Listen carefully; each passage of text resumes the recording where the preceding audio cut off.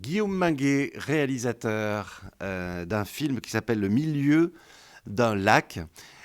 Finalement, on a envie de savoir quand on a un réalisateur pourquoi est-ce qu'on fait un film, pourquoi est-ce qu'on fait un documentaire, un moyen ou un long métrage. En l'espèce, qu'est-ce qui a été le déclic? Qu'est-ce qui vous a donné envie de raconter cette histoire? Je crois que le tout départ pour ce projet était le désir de tout simplement mettre à plat une partie de ce que j'avais vécu, là où j'en étais, besoin de sortir aussi des choses, alors en l'occurrence familiales, hein. La fiction était pour moi assez évidente, plus que le documentaire permettait de transformer une partie de ce que j'avais vécu, ressenti, et de pouvoir je vais dire, le sublimer, en tout cas le dire autrement, le rendre lisible par pas uniquement les plus proches, mais par le plus grand nombre. Euh, et puis essayer de s'amuser de cette réalité qui, jusqu'au moment du film, ne m'amusait pas beaucoup, en fait. Donc c'est sans doute aussi une manière de prendre du recul. Et je pense que c'est aussi pour ça que l'écriture du film a été longue. C'est que ce processus de distanciation au sujet, parce que beaucoup d'éléments du film sont réels, et a pris du temps. Alors effectivement, le deuil et la réalité du deuil dans une famille, ça donne ce que l'on peut voir dans le film. C'est nourri d'une histoire personnelle, mais c'est aussi nourri de tout ce qu'on a eu à vivre en pareilles circonstances. Qu'est-ce que ça nous apprend de nous, le deuil? C'est une très bonne question. Euh, euh, alors, je suis un peu troublé par la question parce que, évidemment, oui, dans le film, un père a disparu, donc il est question du deuil, qui laisse une famille entière dans des choix à prendre, dans des directions à prendre autour d'une entreprise familiale, d'un commerce familial. Euh, Évidemment, j'avais besoin de faire disparaître le père, hein. Donc de traiter d'une partie du deuil ou de l'après-deuil pour euh, mettre en scène la scène que je voulais développer.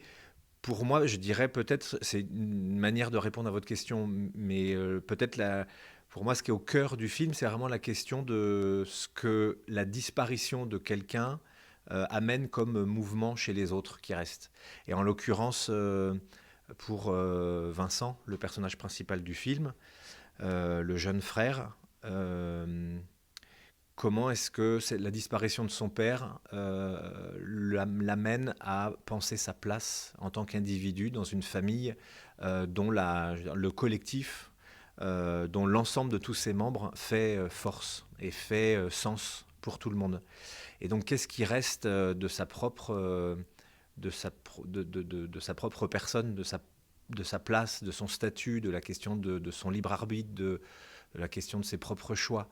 Donc la disparition du père, je pense, réveille ces questionnements-là chez le fils qui ne se voit pas continuer dans cette entreprise familiale.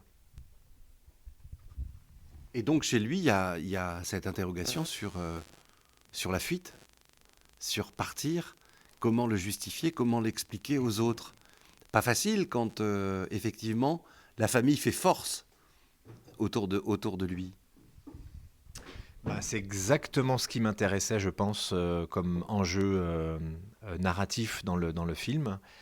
C'est ce face-à-face, cette confrontation de la différence, de la nécessité d'imposer une voix différente, dissonante, et qui est pourtant celle de l'absolue nécessité pour vivre mieux, pour vivre bien, pour la question de l'émancipation, la question de l'affranchissement d'une autorité, tout en maintenant, on voit bien que le personnage de Vincent est aussi très soucieux de ce qu'il crée comme réaction, et notamment chez sa mère, de qui il est assez proche, euh, la, la peur de peiner.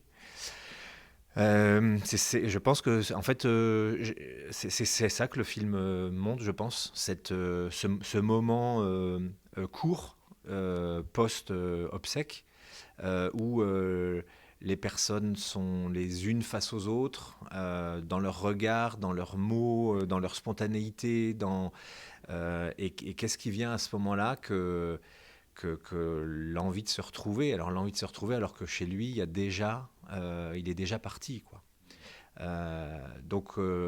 Ouais, le film essayait de retrouver ce moment un peu suspendu qui se raconte sans trop de mots, même si c'est dialogué évidemment dans le film. Je pense qu'il se dit pas grand-chose de si important que ça. Il y a beaucoup, ça passe beaucoup par des anecdotes.